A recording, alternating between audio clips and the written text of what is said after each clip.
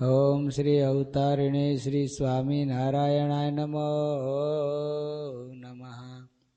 हरि कृष्णाय घनश्यामाय नीलकंठाय सहजानंद स्वामिने नमो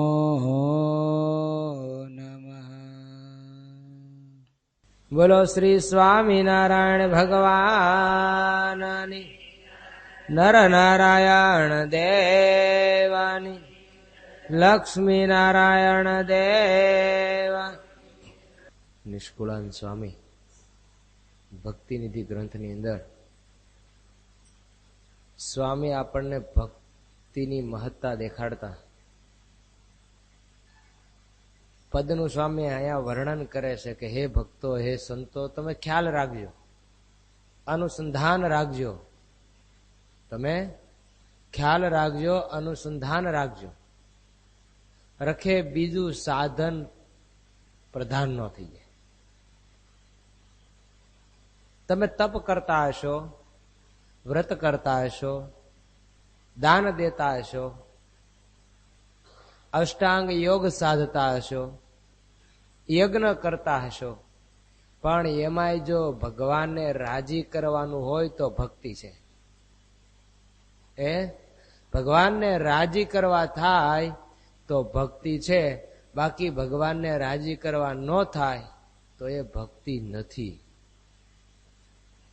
માટે સ્વામી આપણને બહુ સરસ અહીંયા પદની અંદર, એ પદ તો એવું છે કે જો જીવ જાણે ને, એ પદની અંદર ઊંડો ઉતરે ને, તો જીવ કોઈ દી ભગવાનના સ્વરૂપમાંથી બહાર નીકળે કેમ નથી. જીવ ભગવાનના સુખમાંથી બહાર નીકળી શકે એમ નથી, પણ પદની પંક્તિને જીવાત્માને સમજવાનું ખ્યાલ નથી. એને ખબર નથી કે મહારાજ સ્વામી શું લખે હંદે.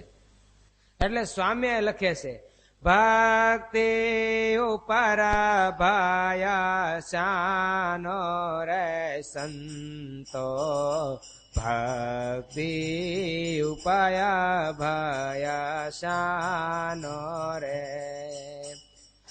હે ભક્તિ ઉપરા ભાયા શાનો રે સંતો, ભક્તિ ઉપરા ભયા શાનો રે. તે તો મન કર્મ વચને માનો રે સંતો, ભક્તિ ઉપરા ભયા શાનો રે. વચને માનો રે સંતો. સ્વામી લખે કે સંતો બધા ઉપર ભય હોય. હરણ જંગલમાં ફરતું હોય પણ એને ભય હોય કોનો? તો કે સિંહનો, કે ક્યારે સિંહ આવે મને કોળિયો કરી જાય. સિંહ ક્યારે આવે ને કોળિયો કરી જાય, એમ ભક્તિ વગર બીજા સાધન આ માયા કોળિયો કરી જાય. માટે સ્વામી કે જપ તપ વ્રત તીર્થ જોગ જગન દાન પુણ્ય સમાજ શોભાનો, પામી પુણ્ય ખૂટે પડે પાછો, તેમાં કોણ નાનો ને કોણ મોટો. કદાચ દાન ને પુણ્ય વ્રત ને સાધના ને આન તે કરીને સ્વર્ગમાં ગયો તો ઓલે સ્વર્ગમાં કોણ નાનો ને કોણ મોટો. ગોપાળાન સ્વામી એને વાતમાં વાત લખી છે. સ્વામી કે બગલનો મોવળો હોય એ કયો હારો ને કયો ખરાબ, એ બધા એક પાડના જ કહેવાય. એમ નિષ્કુળાન સ્વામી કે સ્વર્ગે ગયો અને પાછો મૃત્યુ લોકમાં પડે, કદાચ ઇન્દ્ર થાય કે દેવતા થાય, છે તો બધા એક જ ને, પડવાના તો ખરા ને. સ્ટેજ કદાચ ઊંચું નીચું મળ્યું, ઓલો 33 કરોડ દેવતાનો લીડર થયો અને ઓલો એનો સેવક થયો, પણ આખીર દેવતા મૃત્યુ લોકમાં પડવાના તો ખરા ને. માટે સ્વામી કે એમાં કોણ નાનો ને કોણ મોટો. જેની માથે જન્મ મરણ ઉભું છે એ કોઈ નાનો નથી ને કોઈ મોટો નથી. જેની માથેથી જન્મ મરણની નિવૃત્તિ થાય એ ભક્ત જ મોટો, એ જીવ જ મોટો. બાકી જીવ પ્રાણી માત્ર સ્વામી કે બધાય નાના છે, કોણ નાનો છે ને કોણ મોટો છે ને આ લોકમાં ઇન્દ્ર થવા માટે લોકો મહેનત કરે, દાખલા પ્રયત્ન કરે. કેમ? તો કે ઇન્દ્ર થવું. કા? તો કે સ્વર્ગે જવું. એલા ભાઈ, સ્વર્ગમાં જવા માટે જીવાત્મા રાત દી મહેનત કરે. અને સ્વામિનારાયણ નો આશ્રિત થયો હોય કે ન થયો હોય, પણ એના હરિભગતના ગોળાનું પાણી પીવે તો ઇન્દ્ર થઈ જાય. આવી તો ભગવાન સ્વામિનારાયણ ની મોટપ છે. પણ ઇન્દ્ર પદવી મળી તો શું કામની? ટળી તો જવાની ને, એક દી નાશ તો પામવાની. પણ નિષ્કુળાન સ્વામી કે એવું પદ ભગવાન આપવા આવ્યા છે કે જેને પામ્યા પછી ક્યારેય જીવને જન્મ મરણ ન રહે, એ પદ આપવા માટે ભગવાન આવ્યા છે. માટે સ્વામી કે કરો ભગવાનમાં પ્રેમ. ને સ્વામી કે મોટા મોટા ધક્કા લાગ્યા. કોને લાગ્યા? એ ધ્યાન ધારણા સમાધિ સર્વે એ કૂપ અનુપમ કાચનો. આહા, એ સ્વામી કે ધ્યાન કરતા છો, અરે ધારણા થતી છે, સમાધિ થતી છે, પણ સ્વામી કે કૂપ તો કાચનો છે. તમે 98 કાચની બરણી ભર્યું હોય અને પછી માળિયા ઉપરથી ઉતારવા જાવ ને હેઠું પડી જાય, હું આખી રે. અને પછી કદાચ એને વેચવા જાવ કેટલા રૂપિયા આવે? નાખવાના રૂપિયા દેવા પડે, ઉપરથી નિરમા પાવડર મારીને સાફ કરવું પડે, ખોટ. એમાં સ્વામી કે કાંઈ ફાયદો નથી. ટકે નહીં કેદી ટોકર વાગે તો શિયો ભરોસો બીજાનો રે સંતો ભક્તિ ઉપર ભય શાનો રે. ભક્તિ ઉપર ભય શાનો રે સંતો ભક્તિ ઉપર ભય શાનો રે. સ્વામી કહે છે એને ટોકર વાગે તેથી તૂટી જવાનો. કાચનો બોટો ટોકર વાગે તેથી તૂટી જવાનો. એટલે સ્વામી કહે છે કોઈનો ભરોસો નથી, કોઈ સાધન ઉપર વિશ્વાસ ન મૂકો. અષ્ટાંગ યોગ સાધતા હોય તો સાધન ઉપર તમે વિશ્વાસ ન મૂકો. જિંદગી પર્યંત ચાંદ્રાયણ કે ધારણા પારણા કરતા હોય એની ઉપર વિશ્વાસ ન મૂકો. વિશ્વાસ એક ભગવાનની ભક્તિ ઉપર મૂકો. સ્વામી કે બીજા કોઈ ઉપર નહીં. મૂક્યા જેવો જ નથી કોઈ ઉપર વિશ્વાસ. કારણ કે આજ તમારું શરીર સારું હશે, આજ તમારું શરીર મજબૂત હશે, તમે કરી શકશો. પણ કાલ હવારે જયારે જિંદગીની અંત અવસ્થા આવશે અને જીવાત્મા પથારી વચ્ચે પડ્યો હશે, ત્યારે ક્યાં સાધના કરવા જાય? માટે સ્વામી કે સાધન મૂકો અને ભગવાન પકડો તો જ તમારે ભક્તિ શિરમોડ થશે અને ભગવાનને પામી શકશો. સ્વામી કે સાંભળી લો, કદાચ તમને એમ હોય કે ધ્યાનીને ધારણાને સમાધિ વાળાને ધક્કા લાગે, પણ કઈ જ્ઞાનીને લાગે? જ્ઞાની પણ ભગવાને કીધું છે ગીતામાં, મહારાજ વચનામૃતમાં બોલ્યા છે, પણ જ્ઞાની મારો આત્મા છે.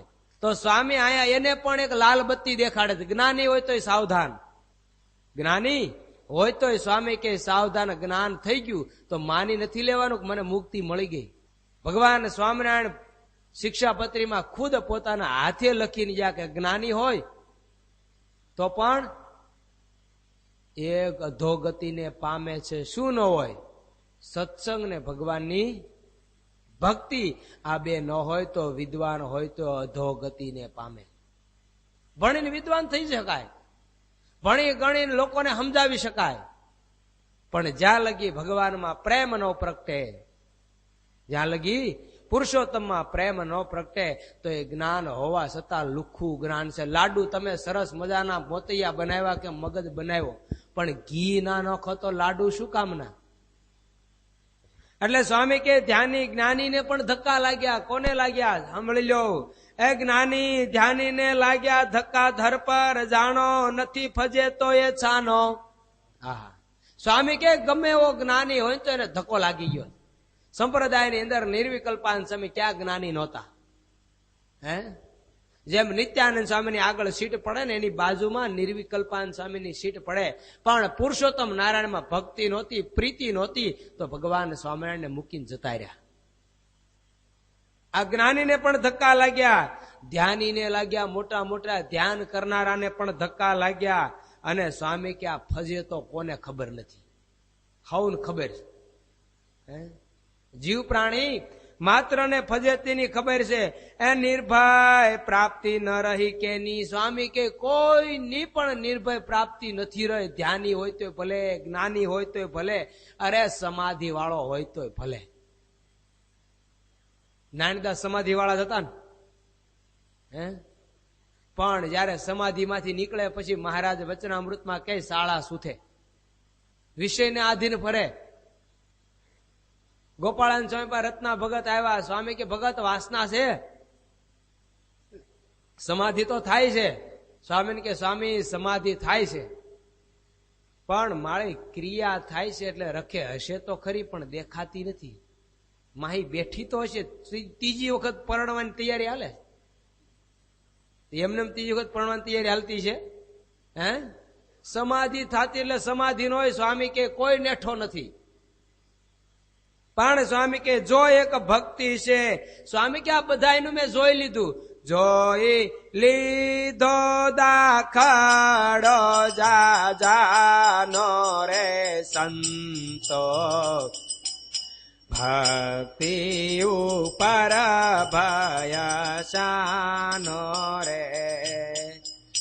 હે ભક્તિ ઉપર ભયસાનો રે સંતો, ભક્તિ ઉપર ભયસાનો રે. સ્વામી કહે છે કે બધા ઉપર ભય. સ્વામી કે બહુ દાખલો જોયો, બહુ બધું ઢંઢોળ્યું, બહુ વિચાર્યું. સ્વામી કે શાસ્ત્ર માત્રના પાના ફોળી ફોળી વીખી વીખી એક એક નો તલ સ્પર્શી અભ્યાસ કર્યા પછી સ્વામી કે તલ સ્પર્શે અભ્યાસ કર્યા પછી સ્વામી કે મને એક નીચોડ છેલ્લે દેખાણો કે ભગવાનમાં ચોટો. બસ ભગવાનમાં લાગો. જેને આપણે સાચી વસ્તુ માનીને બેઠા એ સાચી વસ્તુ નથી. જેને આપણે જગતની અંદર એમ માનીને બેઠા છે કે આજ કાંઈક વસ્તુ પદાર્થ મારે માટે મોક્ષની માટે છે, એ કોઈ વસ્તુ કે પદાર્થ મોક્ષની નથી. મોક્ષની વસ્તુ અથવા તો પદાર્થ તમારે જોયું હોય તો સ્વામી કે એક પુરુષોત્તમ નારાયણ છે. એ સર્વે પર વિઘ્ન સભર ભર્યા, એ નિર્ભય ભક્તિ ખજાનો. સ્વામી કે સર્વે સાધન ઉપર વિઘ્ન ભર્યા. વિઘ્ન વગરનો એક પણ સાધન નથી. એક પણ સાધન વિઘ્ન વગર. કદાચ માની લો કે જિંદગી પર્યંત બ્રહ્મચર્ય પાળ્યું અને બ્રહ્મચર્ય પાળતા જો ભગવાનમાં પ્રીતિ ન થઈ તો એ બ્રહ્મચર્ય હું કામનું. જિંદગી પર્યંત ધર્મ પાળ્યો અને ધર્મ પાળવાને અંતે ભગવાન પુરુષોત્તમ નારાયણમાં પ્રીતિ ન થઈ તો એ ધર્મ શું કામનું. જિંદગી પર્યંત 100% તમે અણી શુદ્ધ ભગવાનની આજ્ઞા પાળી, પણ એમાં જો ભગવાનને રાજી કરવાનું તાન ન ચડ્યું તો એ તમામ આજ્ઞા ફેલ. નકર ધર્મ પાળે કે જગતની આ તે આજ્ઞા પાળે, લોકોને બીજાના અભાવ આવે તો એ અભાવને લઈને એનાથી કોઈ દી ભગવાનમાં પ્રીતિ થતી નથી. પ્રીતિ જેને કરવી હોય એને સ્વામી કે ભગવાનમાં મંડી પડો. સર્વે સાધન ઉપર વિઘ્ન તોળાને ઉભા. એ સર્વે પર વિઘ્ન સભર ભર્યા, એ નિર્ભય ભક્તિ ખજાનો. એ નિષ્કુળાનંદ કહે ન ટળે ટાળતા, ટળે તોયા કાળા સોનાનો રે સંતો, ભક્તિ ઉપર ભય શાનો રે. સંતો ભક્તિ ઉપર ભય સાનો રે સંતો, ભક્તિ ઉપર ભય સાનો. સ્વામી અહીંયા લખે છે બધા ઉપર વિઘ્ન છે. નિર્ભય તમારે થવું હોય ને, કાળ કર્મ ને માયાની ઝપટમાં ન આવવું હોય તો બસ એક ભગવાનમાં પ્રેમ કરો. બસ બીજું મૂકો. જગતને જે કરવું એ કરે. કોઈની નિંદા મૂકો, કોઈની પંચાયત મૂકો. મારે શું કરવાનું? શું કરવા આવ્યો છું? હું શું કરી રહ્યો છું? કરવા તો એક મેં ભગવાનને પ્રાર્થના કરી હતી કે મહારાજ આ એક વખત તમે મનુષ્ય જન્મ આપો, તમારી ભક્તિ સિવાય બીજું કાંઈ ન કરું. મહારાજને મેં ભક્તિ કરવાનો કોલ આપ્યો છે, અને જો એ ન થાય તો મારામાં કૃતજ્ઞપણું આવ્યું કહેવાય. કારણ કે કર્યા કૃત્યને ન જાણે એને કૃતજ્ઞ જાણવો.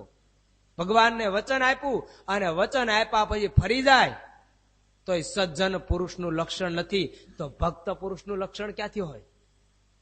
માટે સ્વામી કે જો બધા સાધન ઉપર વિઘન છે, એક ભક્તિ ઉપર વિઘન નથી, તો સ્વામીએ મજબૂત બનાવવા માટે દ્રષ્ટાંત આપ્યું. જેમ ઝાડવું કોઈ વાવે, એને રોજ પાણી પાય, પણ ઝાડવાના મૂળ જો સાઈડમાં ન જાય તો ઝાડવું ઊભું રહે ખરું? એના મૂળ સાઈડમાં જાય તો જ ઝાડવું ઊભું રહે. એમ નિષ્કુળાનંદ સ્વામી એ મજબૂત ભક્તિને કરવા માટે સ્વામી એમ કહે છે કે સોનાનો કળશ હોય અને પડી જાય અને માની લો કટકે કટકા થઈ જાય, જેમ કાચના બોટલના જેટલા કટકા થાય એટલા જ આના કટકા થાય, પણ કાંઈ હોનાનો ભાવ ઘટે?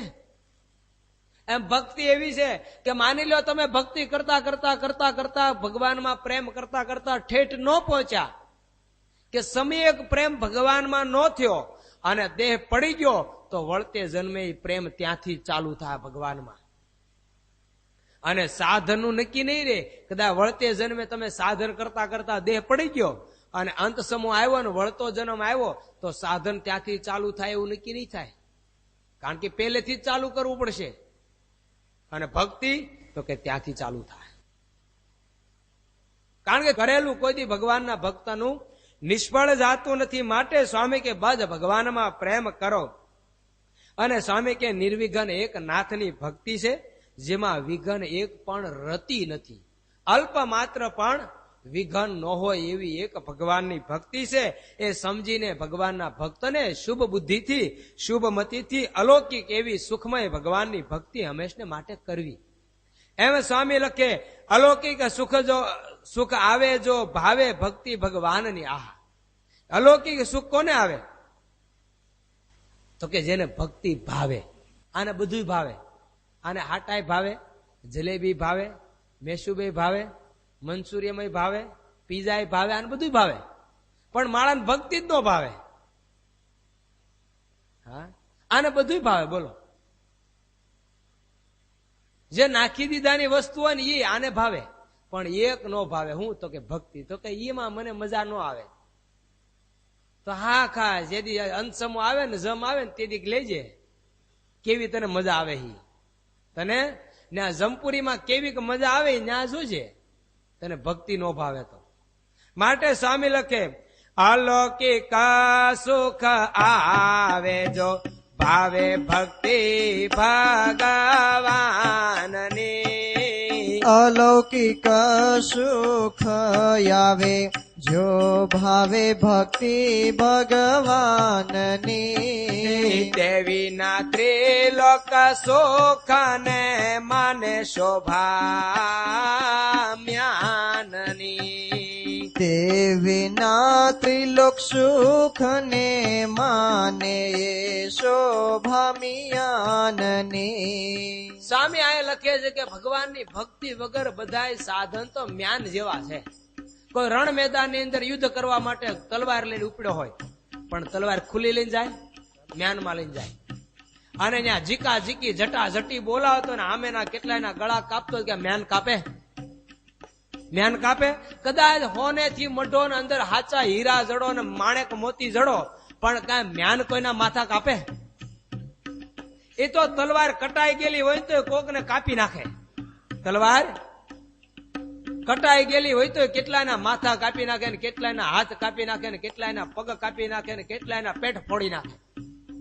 એમ સ્વામી કે સાધન તો મ્યાન જેવા છે અને ભગવાનની ભક્તિ છે તો ધારદાર તરવાળ જેવી છે. એ તો ત્યાં રણ મેદાન ની અંદર ખબર પડે કે ભક્તિ કેટલી કામ કરે. તલવાર જેમ કામ મેદાનમાં જેટલી કામ કરે એમ ભગવાન લગી પહોંચવામાં ભક્તિ કેટલી કામ કરે, એ તો જેને પ્રેમ પ્રગટે એને ખબર પડે. માટે સ્વામી કે કરો ભગવાનમાં પ્રીતિ, મૂર્તિ મૂકે માના બીજે લલચાવે નહીં લગારા. મૂર્તિ મૂકી મન બીજે લલચાવે નહીં લગાર. આ મૂર્તિ મૂકી જેનું મન લલચાય નહીં, ખરો ભગવાનનો ભક્ત હોય એનું મન ક્યાંય જાય નહીં ભગવાન વિના. અન્ય પદાર્થમાં એનું ચિત્ત લોભાય નહીં. અને જ્યાં લગી લોભાય છે ત્યાં લગી ભગવાન સ્વામિનારાયણ પ્રથમના 24મા વચનામૃતમાં બોલ્યા, મહારાજ કે મહાત્મા જ્ઞાને સહિત અમારો નિશ્ચય નથી ત્યાં લગી જ એનું મન વિષયની અંદર માથા મારે. વિષય ભોગની આસક્તિ જીવાત્માના હૃદયમાં ત્યાં લગી જ હોય કે જ્યાં લગી પુરુષોત્તમ નારાયણમાં પ્રેમ ન પ્રગટ્યો હોય, એને જ્યાં લગી ભગવાનમાં પ્રીતિ ન બંધાણી હોય, જ્યાં લગી ભગવાનની મહત્તા એને ન સમજાણી હોય ત્યાં લગી જ એને માઇક પદાર્થમાં આસક્તિ થાય. માટે સ્વામી કે મૂર્તિ મૂકે માના બીજે લલચાવે નહીં લગારા. મૂર્તિ મૂકી મન બીજે લલચાવે નહીં લગાર. અન્ય સુખ જાણ્યા ફળ અર્કના નિશે નિરસ નિર્ધારા. અન્ય સુખ જાણ્યા ફળ અર્કના નિશે નિરસ નિર્ધાર. અન્ય સુખ જાણ્યા ફળ અર્કના નિશ્ચય નિરસ નિર્ધારા. અન્ય સુખ જાણ્યા ફળ અર્કના નિશ્ચય નિરસ નિર્ધાર. સ્વામી અહીંયા દ્રષ્ટાંત આપીને ભક્તિને મજબૂત કરે. જેમ છોડ વાવ્યા પછી રોજ પાણી પાય, રોજ પાણી પાય, રોજ પાણી પાય. શું કરવા? તો કે મોટું વટવૃક્ષ કરું ને પછી જયારે પવન આવે ને તો પવન ઉખાડી ઉખડે નહીં, એવું મારે મજબૂત કરવું છે. એમ સ્વામી કે ભક્તિ વાળો જે ભક્ત હશે ને ભગવાનની મૂર્તિ લગી ક્યાંય લોભાય નહીં. એને કોઈ પદાર્થની ઈચ્છા ન રહે, એને કોઈ પ્રકારનું બંધન ન રહે. ભગવાનના ભક્તને ક્યાંય ભગવાનની મૂર્તિ વગર સુખ માને નહીં. હે, એને ભગવાન વગર બીજે ક્યાંય સુખ ન આવે. અને આપણે જે સુખ લઈને બેઠા એ સુખ સાચું છે? હે, જેને આપણે શાશ્વત અને જે અને આપણે મહત્તા બહુ આપીએ છીએ એ કાંઈ શું આપણને અક્ષરધામ લઈ જાય લગી એવું છે? હે, કે જેને આપણે માની લો ને, તમને દ્રષ્ટાંત આપી દઉં ચોખ્ખું, કે જેની સાથે તમે પરણીને બેઠા રાહતથી લખી જેની માટે મહેનત કરો છો, અબજો ને કરોડો રૂપિયા કમાઈને એને જેને તમે આપો છો એ શું તમને કઈ અક્ષરધામ લઈ જાય એમ છે? હે, હૃદય ઉપર હાથ મૂકીને વિચાર કરે ભગવાનનો ભક્ત કે જેને તમે જન્મ આપ્યો એ શું તમને વૃદ્ધ અવસ્થામાં કોળિયો ખવડાવશે? અને કદાચ કોળિયો ખવડાવશે તો અંતે અક્ષરધામ આપશે? જેને આપણે બહુ મોટો જેનો મહિમા સમજીએ છીએ, જેને આપણે બહુ વખાણ કરીએ છીએ, એ શું આપણને આપશે? જેને આરે વળગવાનું છે, જે શાશ્વત મૂર્તિ છે અને જે મૂર્તિના સુખની કોઈ દિવસ અનુભૂતિ કોઈ લખી શક્યો નથી સમ્યક, અને લખી શકવા માટે કોઈ સમર્થ નથી, એ મૂર્તિને મૂકીને આપણે નાશવંત અને તુચ્છ એવા પદાર્થમાં પ્રીતિ કરીને બેઠા છે. એ પદાર્થ શું આપણને કાંઈ અંદરથી મળવાનું છે? એમાંથી હંમેશને માટે એમાં દુઃખ રહેલું છે. માટે જીવ તો કેવા સુખનો ભોગતા છે એની આપણને ખબર નથી. એ તો જીવ બ્રહ્મરસનો ભોગવનાર છે. એ હરિદાસ બાપાએ પોતાના જીવન કવનમાં એને કીર્તન બહુ સરસ લખ્યું, જીવ કેવા સુખનો ભોગતા છે. હે જીવ તું બ્રહ્મરસ ભોગવનાર સિદ્ધને માયાનો ખામાર. જીવ તું બ્રહ્મરસ ભોગવનાર સિદ્ધને માયાનો ખામાર. માયા ન ગણી ઠગણી ભારે કેતા નાવે પાર. 14 લોકને ચાવી રે નાખે એક પલક મોજાર. જીવ તું બ્રહ્મરસ ભોગવનાર સિદ્ધને માયાનો ખામાર.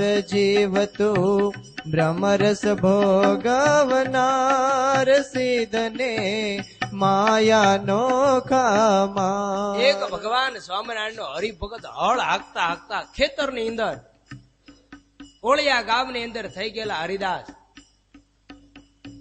પોતે ખેતરની અંદર હળ હાંકતા હતા અને હળ હાંકતા હાંકતા પોતાના આત્માને માયક સુખની ઈચ્છા થઈ કે મારે આ સંસારિક ભોગ સુખ વિશેષ ભોગવવા જોઈએ. આટલો જ આ મનમાં ઘાટ થયો ને ત્યાં પોતાના મનને એને ઉપદેશ આપ્યો કે હે જીવાત્મા, તું કોણ છો? તું એટલો તો વિચાર કર. તું શું લેવા પૃથ્વી લોકમાં આવ્યો છો? તે ભગવાનને માતાના ગર્ભમાં હતો ત્યારે તેને શું ઉપદેશ મહારાજ પાસેથી લીધો? તે ભગવાનને શું કોલ આપ્યો છે કે મહારાજ એક ફેરું મનુષ્ય જન્મ આપો, તમારી ભક્તિ કરે, અને તું તો બ્રહ્મરસનો ભોગવનાર છો, તું તો ભગવાનની મૂર્તિનો સુખનો ભોગતા છો, અને આ નાશવંત પદાર્થને તે ભોગ સુખને તે સાચું માન્યું? તું એટલો તો વિચાર કર. અને હુકરવાને હાથે કરીને માયાનો માર ખાસ, હાથે કરી. અને કોઈને ખબર હોય કે અગ્નિ છે એ શાળો હોય, આપણે બેઠા હોય, થોડાક દૂર બેહી તો તાપ લાગે તો ઠંડી જાય, પણ હાવ અંદર ઘરી જાય તો એમ કે જીવતું જાણે છે એમાં ઘરીશ તો બળી જાય, મરી જાય, પણ તું તો બ્રહ્મરૂપ સુખનો ભોગવનાર છો. ને માયા કેવી? એ તો નગણી ઠગણી છે. એને કેને પ્રકારે ભગવાનના ભક્તને મોક્ષની અંદર વિઘ્ન કરનારી છે. એનો પાર આવે એમ નથી. 14 લોકને ચાવી નાખે. કેટલા લોકને? 1-2 લોકને નહીં, 14 લોકને. ઠેઠ સત્ય લોક બ્રહ્માનો લોક હોય ને તો માયા એને થપાટ મારી દે, એને થપાટ મારી દે. 14 લોકને ચાવી નાખે. એક પલક મોજાર, એક સેકન્ડ ની અંદર 14 લોકને ચાવીને ભૂકડીઓ બોલાવી દે. અરે ગમે એવો હોય પણ મહાન ભગવાનનો ભક્ત હોય, પણ જો જગત હૃદયમાં એક રંચ માત્ર વાસના રહી જાય કે આ જગતની ઉત્પત્તિ કેમ થતી છે, આટલો જ ઘાટ રહી ગયો ને ભગવાન તેડવા આવે તો મૂકીને જતા રહે. ચાવી ગઈ માયા. પુરુષોત્તમ નારાયણ હારે હતા તોય શું કા ચાવી ગઈ? તો કે આ જગતનું પદાર્થ શ્રેષ્ઠ દેખાણું, ભગવાનની મોટપ નથી દેખાણી. જે દિવસે ભગવાનની મોટપ દેખાય, ભગવાનમાં પ્રીતિ થાય, તે દે જે સમેક બ્રહ્મરૂપ સુખનો ભોગવનાર થશે. ત્યાં લગી સુખ ભોગવી નહીં શકે. અને ભગવાનનું સુખ ભોગવતા એને કેવા કેવા વિઘ્ન આવે એની અહીંયા ભગત વાત લખે છે.